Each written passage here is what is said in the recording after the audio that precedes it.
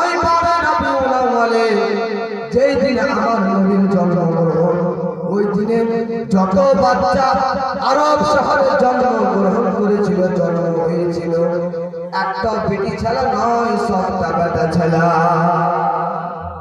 সব সন্তান ছেলে, একটা বেটি ছেলে, একটাও মেয়ে নয়, সব আল্লাহ পাক রব্বুল আলামিন আমার নবী মুস্তাফা যেদিন দুনিয়াতে জন্মগ্রহণ করেছেন, যত বাচ্চা জন্ম হয়েছে সব কি বললাম, ছেলে, একটাও মেয়ে নয়।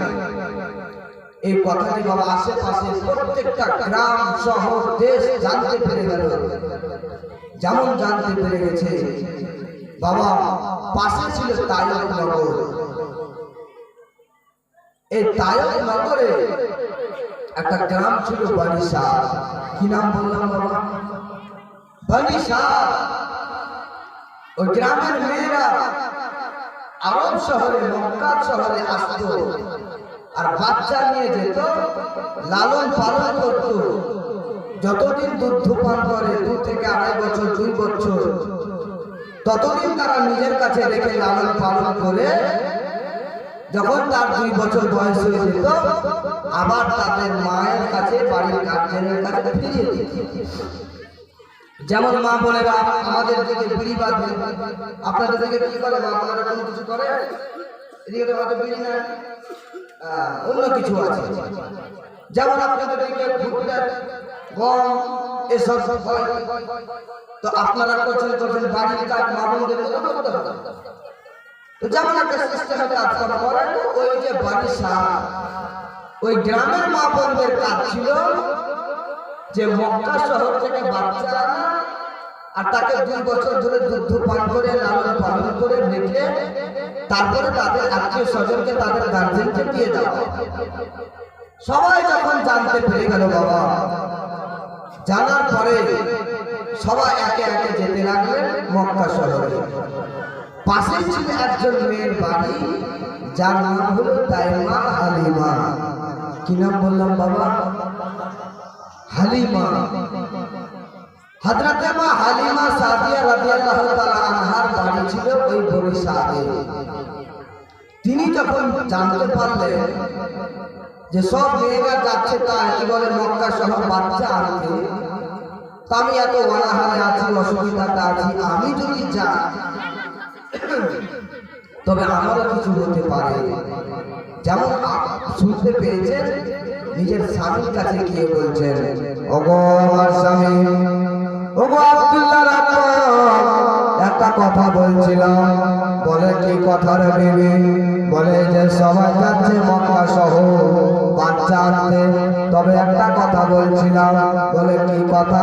বলে কথাটা হলো এই যে সবাই যখন যাচ্ছে, আমারও ইচ্ছা, আমারও আকাঙ্ক্ষা, আমিও যেতাম মক্কা শহর আরবে, যাওয়ার পরে একটা বাচ্চা আনতাম, আনার পরে তাকে দুধ পান করে লালন পালন করে আবার তাদের গার্জেনকে দিয়ে দিতাম। তারপরে তার বদলে আমরা কিছু টাকা পয়সা, সোনা মন্ত্র কিছু পেতাম।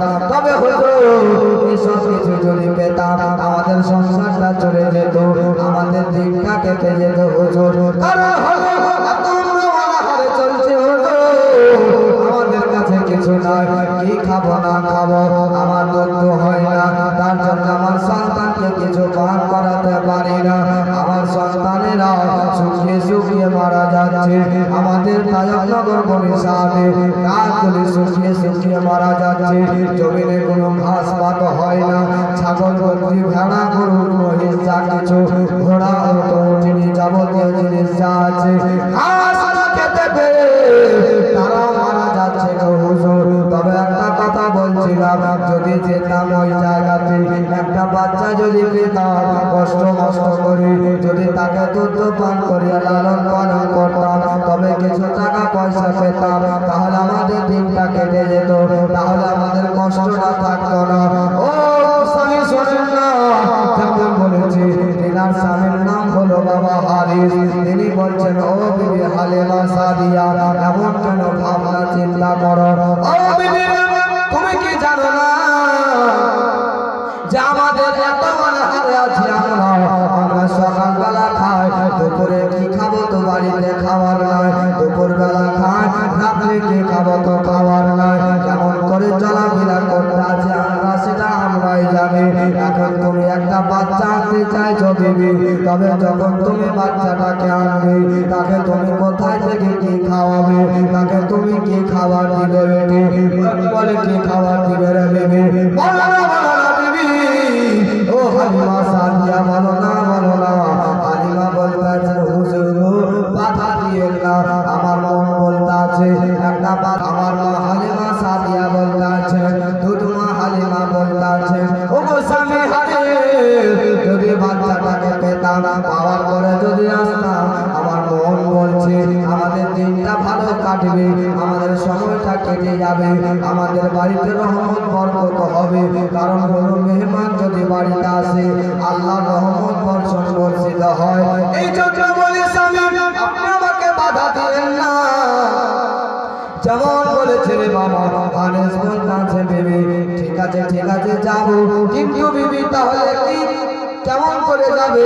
সবাই তো যাচ্ছে উঠোনে, কে বলে যে সকলে তো যাচ্ছে মতো করে, কেউ উঠের উপরে যাচ্ছে, কেউ কি বলে যে গাধার উপর দিয়ে যাচ্ছে, কেউ খচ্চরের উপর দিয়ে যাচ্ছে। আমরা কিসে যাবো রে বিবি? আমাদের যে কি বলে খচ্চরটা আছে সেটা তো দুর্বল, ভালোভাবে দাঁড়াতে পারে না, ভালোভাবে চলাফেরা করতে পারে না রে বিবি, কেমন করে আমরা যাবো? বলে হুজুর গো ও আমার স্বামী শোনেন না আর কোনো বাধা দিয়েন না, আমি ওটাকে নিয়ে যেতে চাই, ওটাকে আমি সঙ্গ করে নিয়ে যাব কষ্ট করে। এই কথা বলার পরে বাবা স্বামী স্ত্রী যেন রাস্তা ছেড়ে দিল, সবাই যেন চলে গেছে বাবা, এক পা দুপা করে হাঁটতে লেগেছে ওই খচ্চর খানাকে নিয়ে বাবা, সময় চপে আর সময় হাঁটে, এই মতো যেতে বাবা পৌঁছে যাচ্ছেন আরবের দিকে। ও বাবা তারা রাস্তা ছেড়ে দিলেন আর ওই দিকে সবাই পৌঁছে গেছেন বাবা মক্কা শহরে। মা হালিমা রাস্তাতে আছেন, এবার যেন বাবা সবাই যেন বাচ্চাগুলিকে নামার পরে সিনাই লাগায় আর সবাই যেন নিয়ে রাস্তা ছেড়ে দেয় বাড়ির জন্য রওনা হয়। ও বাবা যে ভাই এই মতো যখন সময় হয়ে যায় এবার যেন বাবা সবাই যেন বলতে আছে ওই যে সামনে একটা বাড়ি দেখতে পাচ্ছ, ওই বাড়িতে একটা বাচ্চা জন্ম হয়েছে, তার যেন বাপ নাই, তার যেন আব্বা নাই বেঁচে, তার আব্বাটা যেন ইন্তেকাল করে গিয়েছে, মারা গেছে। দেখি তো বাচ্চাটা কেমন? বলে সবাই বলে অনেক সুন্দর, অতি সুন্দর। সকলে মা আমেনা গেটে বাড়ি মারে, বলে বোন আমেনা দরওয়াজা খোলো না। কেমন বলে রে বাবা? সঙ্গে যেন মা আমেনা দরওয়াজাটা খুলে দিলেন, সঙ্গে একজন মেয়ে গেল আমার নামে মোস্তাফাকে কোলে নিলেন। কি বলে যে আমার নামে মোস্তাফাকে নেওয়ার পরে যেন আমার নামে মোস্তাফার দিকে দেখেন, কিন্তু আমার নবী কারো দিকে দেখেন না। ও বাবা যে ভাই যেমন দেখেন, দেখার পরে চেহারা দেখার পরে একটা কপালে চুম্বন দেওয়ার পরে বলে ছেলেটা কত সুন্দর, অতি সুন্দর চেহারা, আরব শহরে এমন কোনো বাচ্চা সন্তান জন্ম হয় না। তবে ব্যাপার কি একে নিয়ে যদি যায় তবে কি দেবে? বলে শোনো তার আব্বা দুনিয়াতে বেঁচে নয়, আমি যেটুকু পারবো সেইটুকু তোমাদেরকে দিব, তোমাদেরকে আমি খালি হাতে ফিরাবো না, যেটুকু পারবো সেটুকু তোমাদেরকে দিব। যেমন বলেছে বাবা সঙ্গে জানো সে মেয়েটি বলছেন না এই মতো করে নিয়ে যাবো না। একজন চলে গেল, দুইজন চলে গেল, সবাই চলে যাচ্ছে বাবা। আমার নবী মুস্তাফাকে কোলে নিচ্ছে, নাবার পরে রেখে দিচ্ছে, কেউ নিয়ে যায় না আমার নবীকে। মা আমেনার মুখ খারাপ ফেটে গেল, সাফার দেওয়ার কথা বের হয় না, মুখ দিয়ে কথা বের হয় না, বুকটা ফেটে যায়। আল্লাহ গো আজকে আমার স্বামী না, এই জন্য সবাই আমাকে মতো করে গো। আল্লাহ আজকে যদি আমার স্বামী থাকতো কেউ আমার সন্তানকে অবহেলা করতো না, আমার সন্তানকে সবাই বলে নাই আল্লাহ, কিন্তু কেউ নিয়ে গেল না আল্লাহ, কেউ নিয়ে গেল না আল্লাহ। ব্যাপার কি গো আল্লাহ, আমার সন্তানকে যখন কেউ নিয়ে গেল না আর কেউ দুঃখী মা, আমি গরিব দুঃখী মা, আমার ছেলেকে এতিম করে বলে আমার ছেলেকে কেউ নিয়ে গেল না, আর কাউকে দেব না। আমি মা, আমার ছেলেকে আমি কত যত্ন করে রাখবো, যত্ন সহকারে লালন পালন করবো, কাউকে দেব না, দেব না, কাউকে দেব না। আমি নিজের কাছে রাখবো, কারো কোনো কথাবার্তা শুনবো না। সবাই চলে গেল বাবা, আমার নবীকে কেউ নিল না গরিব এতিম বলে। কিন্তু বাবা এটা নিল না, এটা আল্লাহ পাকের আদেশ। আল্লাহ কাউকে দেবে না, দিবে তো দিবে মা হালিমাকে দেবে। মা আমেনা চোখ ভরা পানির বাবা সহ্য করতে পারে না। আল্লাহ পাক রব্বুল আলামিনের কাছে দুই হাত তুলে কান্না করে আর বলে, আল্লাহ, ও রব্বুল আলামিন, আল্লাহ, আমার সন্তানকে সবাই হেলা করে অবহেলা করে রেখে চলে গেল। আজকে যদি আমার সামনে থাকতো তবে কেউ এর মতো ব্যবহার করতে পারতো না, আখলাক করতে পারতো না, তবে আর কাউকে দেব না। এই বলার পরে মা আমেনা বাড়িতে থাকলেন। এবার যেন বাবা মা হালেমা অর্ধেক রাস্তাতে এসেছেন, আসার পরে দেখছেন সবাই যেন নিজ নিজ বাচ্চা নিয়ে আরব শহর থেকে বাচ্চা সন্তান নিয়ে ফিরে আসছে। সবাই বলতেছে, হালিমা আর যেও না, যেও না, মক্কা শহরে আর কোনো বাচ্চা নাই, তোমার শুধু যাওয়াই হবে, মক্কা শহরে আর কোনো সন্তান নাই, যেও না বোন, যেও না, এসো আমাদের সঙ্গে ফিরে এসো, আর কোনো বাচ্চা নাই, তুমি পাবে না।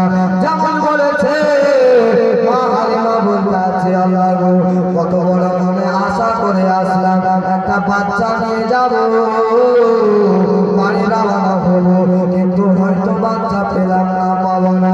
যেমন কান্না করতে লেগেছে, তার স্বামী বলতে আছে, বিবি রে, ও হালিমা সাদিয়া, শোনো শোনো না, যখন ওই বাচ্চা পাবো না, ঠিক আছে, তবে শুনেছি যে ওই যেটা কাবা ঘর আছে, ওই কাবা ঘরটাকে যদি একবার কেউ ছয় কিংবা চুম্বন দেয়, আল্লাহ 40 বছরের গুনাহ খাতাকে মাফ করে দেয়।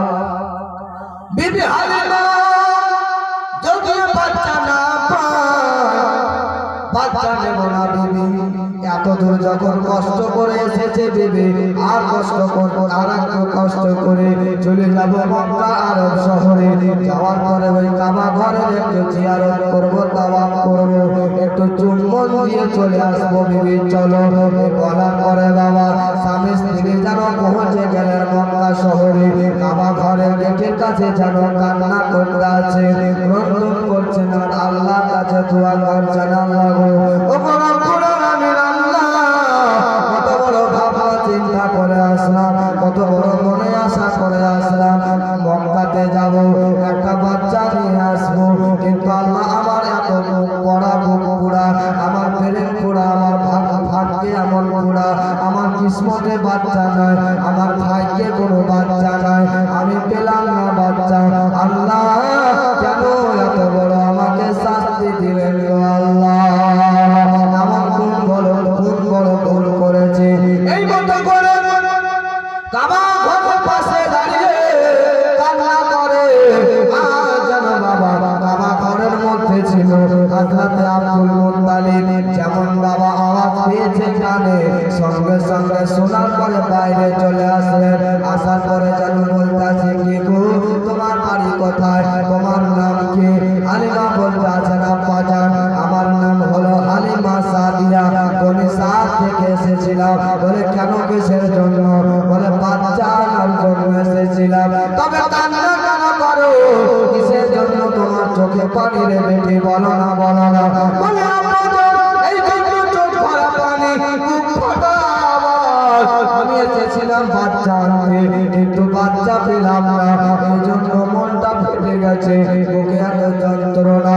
আব্দুল মুত্তালিব বলছে, বেটি রে, তুমি টেনশন চিন্তা করিও না বেটি, এখনো সময় আছে, এখনো টাইম আছে। বলে কিসের সময়? টাইম? বলে বেটি এখন জন্য আরব শহরে মক্কা শহরে একটা সন্তান তোমার ভাগ্যে আল্লাহ রেখেছে। বেটি কানিও না, তুমি চুপে যাও। আল্লাহ পাক রব্বুল আলামিন তোমার ভাগ্যে সন্তান রেখেছে। আর একজন বাচ্চা এখনো মক্কা শহরে আছে। মা হালিমা চট করে চোখের পানি মুছে নিলেন, মুছার পরে বলছেন, আপা কোথায় আছে বলেন, আমাকে নিয়ে চলুন না, আমি তাকে নিয়ে যাব। যেমন বলেছে আব্দুল মুত্তালিব, এবার কি বলছেন, হালিমা যখন তুমি বাচ্চাটাকে নিবে ঠিক আছে, তবে একটা কথা তোমাকে বলে দিলে বেটি আগে বলে দেওয়া ভালো। বলে কেন গো আব্বা? বলে এর আগে যতজন এসেছে একে একে এসেছে আর সকলে চলে গেছে রে বেটি। বলে কেন, কিসের জন্য? বলে এই জন্য চলে গেছে যে ওই ছেলেটার আব্বা দুনিয়াতে বেঁচে না। আমি হলাম তার দাদু আব্দুল মুত্তালিব। আমি গ্যারেন্টি দিচ্ছি রে বেটি, আমি যতদূর পারবো যতটুক পারবো বেটি ততটুক তোমাকে দিব বেটি, তোমাকে না দাবা করবো না বেটি।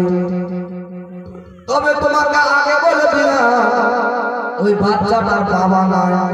এবার তুমি ভাবনা চিন্তা করো নেবে কে নেবে না। যেমন ভাবনা চিন্তা করতে বলেছে মা হালিমা বলতেছেন, আব্বা জান আমি তো ওই বাচ্চাটার জন্য এসেছি। আমি তো তারই স্বপ্ন দেখেছি। আমার আল্লাহ আমাকে স্বপ্ন দিয়েছেন। কি স্বপ্ন? যে হালিমা যাও মক্কা শহরে একজন সন্তান আছে যার বাপ নাই, এতিম, তাকে তুমি নিয়ে আসো, তোমার বাড়িতে রহমত বরকত ভরপুর হবে। আর তোমার বাহানাতে গোটা তায়াবনগর বনিশাত ভরপুর হয়ে যাবে রহমত বরকতে। যেমন বলেছেন মা হালিমা বলছেন যে আব্বা জান আমি নিব তাকে, চলুন আমাকে সেখানে নিয়ে। এবার জানো বাবা আব্দুল মুত্তালিব সঙ্গে করে নিয়ে পৌঁছে গেলেন মা আমিনার গেটে। এবার যেমন গেটে আওয়াজ দিলেন, আমিনা, ও আমিনা। মা আমিনা বলছেন, কে আছো?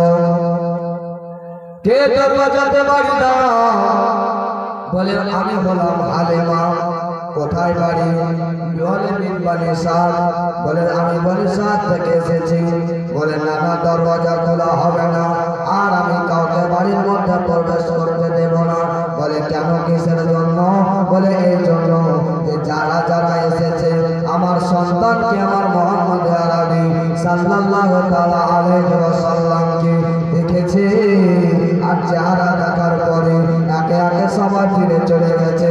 এই জন্য আমি আর কাউকে দেখাবো না, আমি একাই নিয়ে থাকবো, আর কাউকে দেব না, আমি আর কাউকে আমার সন্তানকে দেখতে দেব না। হালিমা বলতেছে, বোন রে, ও বোন আমিনা, শোনো শোনো, আমি তোমার সন্তানের কথা সবই জানি, জানার পরে এসেছি বোন, আর দেরি করিও না বোন, দেরি করিও না, কারণ বল আমাদেরকে আবার ফিরে যেতে হবে। কি বলে বনিশাত যেতে হবে রে বোন, দরওয়াজাটা খুলো। যেমন দরওয়াজাটা খুলেছে, এবার যেন বলতেছে হালিমা বলতেছে, আমিনা দাও তোমার সন্তানকে। বলে না না, দেব না দেব না, যতদূর এসেছে আমার ছেলেকে গরিব ইয়াতীম বলে সবাই চলে গেছে।